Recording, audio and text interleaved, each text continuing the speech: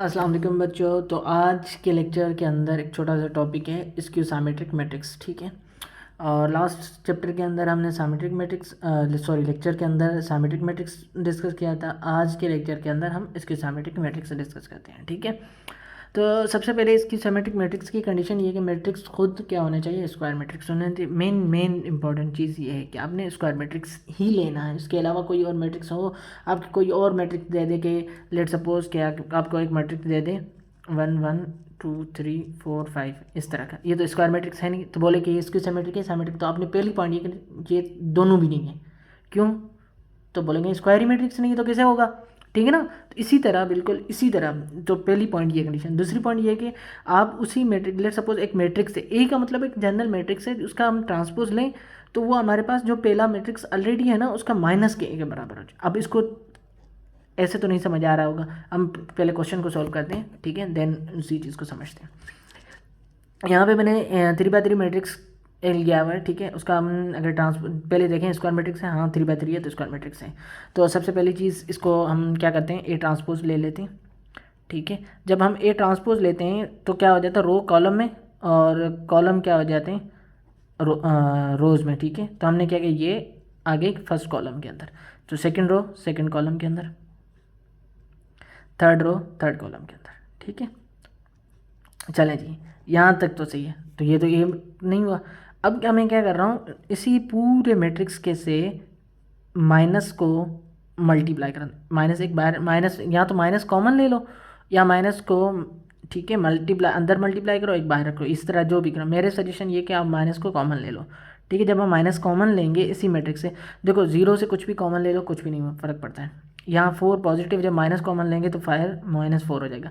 ये माइनस इधर से कॉमन हो जाएगी तो ये क्या +1 हो जाएगा, ठीक है। इसी तरह ये वाली भी सीन सेम टू सेम हो जाएगा, ठीक है। जो क्या हो जाएगा, प्लस माइनस में हो जाएगा, माइनस प्लस वाला हो जाएगा, ठीक। अब हम नोट करें तो देखो पहले वाला मैट्रिक्स 0 0 -4 -4 1 1, ठीक है, 4 4 0 0 -3 -3 -1 -1 3 -3 सॉरी 3 3 0 0। तो हमारे पास क्या हो गया, ए ट्रांसपोज हो गया। तो हमने क्या किया, ए ट्रांसपोज किसके बराबर है, -a के बराबर है। ये कंडीशन प्रूव होगी। तो सबसे पहली पॉइंट जो है साइमेट्रिक मैट्रिक्स के लिए आपने ये जहन में रखना है कि इसकी साइमेट्रिक के लिए सॉरी, ठीक है। तो ए ट्रांसपोज जो है वो -a के बराबर होना चाहिए। तो हमने प्रूव भी किया, ठीक है, ए माइनस के बराबर आ गया, ठीक है। अब ये चीज़ इतनी बड़ी, तो अगर सपोज करेंगे एमसीक्यूज़ के अंदर आ गई तो क्या आप इसी तरह बैठ के करेंगे कि ये इसके सिमेट्रिक मैट्रिक है या नहीं। तो ये तो 1 मिनट 2 मिनट तक लेके जा सकती हैं, ठीक है। तो इसके लिए सिंपल सी तरीका ये है कि पहली पॉइंट ये देख लो, स्क्वायर मैट्रिक्स से बात खत्म। दूसरी पॉइंट मेन डायगोनल्स जो है वो देखो, मेन डायगोनल्स अगर आपके ज़ीरो हैं, ठीक है, मेन डायगोनल आपके ज़ीरो हैं, तो वो आपको पहली कंडीशन ये है कि आपके मेन डायगोनल क्या होने चाहिए, ज़ीरो ने। साइमेट्रिक एलिमेंट जो है ना वो अपोजिट साइन में, यानी कि आई जे जो है वो -जे आई के बराबर हो। यानी मेन डायगोनल पहले देखो वो सारे के सारे जीरो हैं, मेन डायगोनल जीरो। अगर आपने कोई भी मैट्रिक्स सॉल्व कर रहे हैं उसके अंदर भी ये जहन में रखना है कि अगर आपके ये इंपॉर्टेंट पॉइंट जो है बुक के अंदर हाईलाइट भी किए हुए कि अगर मेन डायगोनल जीरो होनी चाहिए, ऑलवेज जीरो होने चाहिए। अगर जीरो नहीं तो साइमेट्रिक इसकी साइमेट्रिक मैट्रिक्स नहीं हो सकता है, ठीक है। तो क्या होगा कि पहली चीज़ आपने नोट करना है, जो symmetric matrix sorry main diagonal element है ना वो सारे के सारे जीरो हैं। तो देखिए मेन डायगोनल मेरे जीरो हैं। उसके बाद साइमेट्रिक एलिमेंट अपोजिट साइड में है, देखो -4 है, उसका जो -4 कहाँ पर पोजीशन लाई करता है, 1 और 2, और तो उसका जो है साइमेट्रिक क्या हो गया 2 1। तो 2 1 के ऊपर देखें तो 4 है, ये -4 है, ये +4 है, तो अपोजिट साइड में एलिमेंट सेम है। इसी तरह यहाँ देखो 1 यहाँ -1, यहाँ -3 यहाँ 3, ठीक है। तो यहाँ अगर नोट करें तो ये चीज़ें आई होप कि आपको क्लियर हो चुकी होंगी। आपने ये तीनों इसी तरह एमसीक्यूज़ के अंदर जब अगर कोई पूछे कि इसको सिंप्लीफाई करो तो इस तरह, अगर न तो अदरवाइज तो आपने इस तरह ही कह सकते हैं कि ये ट्रांसपोज में सॉरी इसकी साइमेट्रिक मैट्रिक्स है, उसके लिए मेन डायगोनल देखो और साइमेट्रिक जो एलिमेंट है उनको देखो, बस आपको ये चीज़ें समझ आ चुकी हैं। तो आई होप कि यहाँ तक क्लियर हो गई होंगी चीज़ें। अब हम थोड़ी सी इसकी कुछ प्रॉपर्टीज़ हैं उनको डिस्कस करते हैं, फिर हम अपने लेक्चर्स को एंड की तरफ लेके जाएंगे। अच्छा बच्चों, तो हमारे पास प्रॉपर्टीज़ जो साइमेट्रिक के अंदर हमने पढ़ी थी बिल्कुल वही के वही हैं, ठीक है।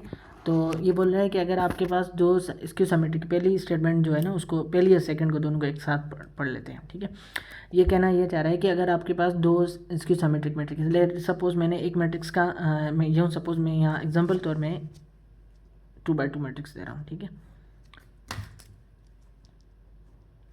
एक मैट्रिक्स है तो मेन डायगोनल 0,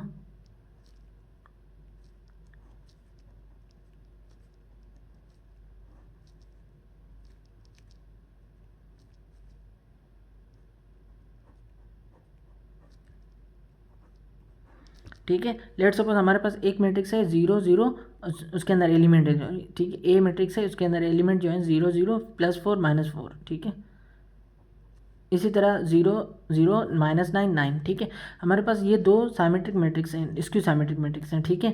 अब आपने प्रॉपर्टी मैंने बताई थी, आपने खुद ने देखना कि हाँ मैंने कैसे करके लिखे हैं कि कैसे, ठीक है। वो आपने प्रॉपर्टीज़ देख लेना, कैसे उसकी स्टेटमेंट जो है ना उसको देख लीजिएगा, आपको पता चल जाएगा, ठीक है। अब बात करते हैं उसी पॉइंट के ऊपर, ठीक है, कि अगर ये दोनों मैट्रिक्स स्क्यू सिमेट्रिक के हैं, अगर हम दोनों को ऐड करते हैं, ठीक है, तो भी आपका वापस जब एडिशन करने के बाद जो आंसर आएगा वो भी स्क्यू सिमेट्रिक आएगा।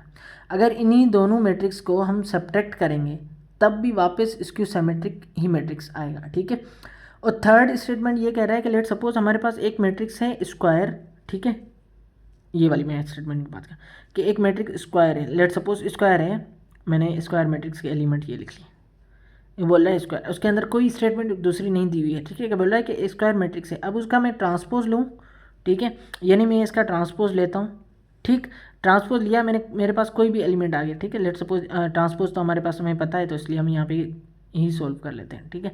अब ये ट्रांसपोज आ गया, अब ये बोल रहा है कि ए माइनस ए ट्रांसपोज करेंगे तो हमारे पास जो आंसर आएगा वो वापस स्क्यू सिमेट्रिक मैट्रिक्स आएगा, कि एक मैट्रिक्स है उसका ट्रांसपोज करते हैं, फिर उसी ट्रांसपोज को माइनस कर देंगे मेन मैट्रिक्स के साथ, तो आंसर आपके वापस स्क्यू सिमेट्रिक मैट्रिक्स ही आएगा, ठीक है। यहाँ तक चीज़ समझ आ गई।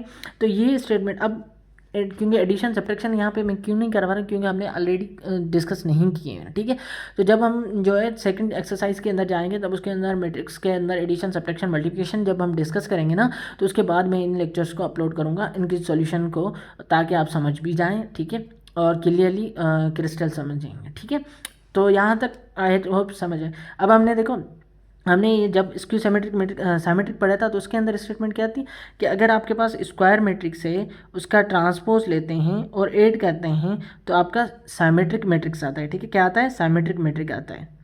अब यहाँ स्क्यू सिमेट्रिक में क्या डिफाइन कर रहा है कि आपने एक मैट्रिक्स लेना है जो स्क्वायर हो और फिर उसका ट्रांसपोज लेना है और माइनस कर देना है ए वाले में, तो वापस आपका स्क्यू सिमेट्रिक मैट्रिक्स आना है। तो ये स्टेटमेंट आपने बहुत इंपॉर्टेंट है आपके हिसाब से, एग्जाम्स के हिसाब से, एमसीक्यूज के अंदर, यूनिवर्सिटी टेस्ट के हिसाब से, तो ये प्रॉपर्टीज़ आपने याद रखनी है, ठीक है।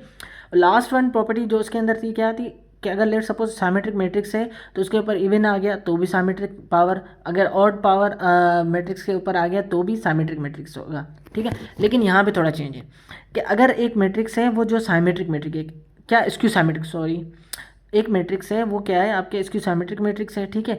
अब जब वो स्क्यू सिमेट्रिक मैट्रिक्स है, अगर उसी के ऊपर इवन पावर आ गया, उसी स्क्यू सिमेट्रिक के ऊपर पावर इवन आ गई, यानी कि ए पावर 2 आ गया, ए पावर 4 आ गया, ए पावर 100 या 1000 कुछ भी आ गया, लेकिन आंसर आपका सिमेट्रिक मैट्रिक्स आएगा,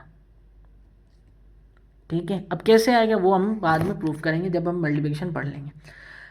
अगर उसके ऊपर ऑड पावर है, मतलब यानी कि ऑड पावर यानी 3 है, यानी 5 है, यानी 7 है, यानी 9 है, यानी 11 एंड सो ऑन, ठीक है। तो उसका जो आंसर आएगा वो वापस स्क्यू सिमेट्रिक मैट्रिक्स आएगा, ठीक है।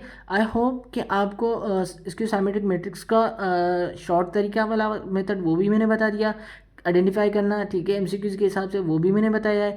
और अगर कहीं पर जो है पूरा डिफाइन करना हो, सॉल्व करना है प्रॉपर तरीके से, तो भी मैंने आपको बता दिया दोनों। और उसके अलावा प्रॉपर्टीज़ भी मैंने बता दी कि ये प्रॉपर्टीज़ हैं और ये इंपॉर्टेंट प्रॉपर्टीज़ हैं, ठीक है, वो हमने डिस्कस किया। अब उनकी सिंप्लीफिकेशन है ना, वो हम नेक्स्ट लेक्चर्स के अंदर, यानी जब एडिशन सब्ट्रैक्शन मल्टीप्लिकेशन तीनों चीज़ें पढ़ लेंगे ना उसके बाद ही करेंगे, ठीक है। आई होप कि यहाँ तक आपको जो है लेक्चर क्लियर एंड क्रिस्टल हो चुका था। तो यहाँ पर हम अपने लेक्चर्स को द एंड करते हैं, ठीक है। अल्लाह हाफिज़, फिर मिलेंगे हम नेक्स्ट लेक्चर के अंदर।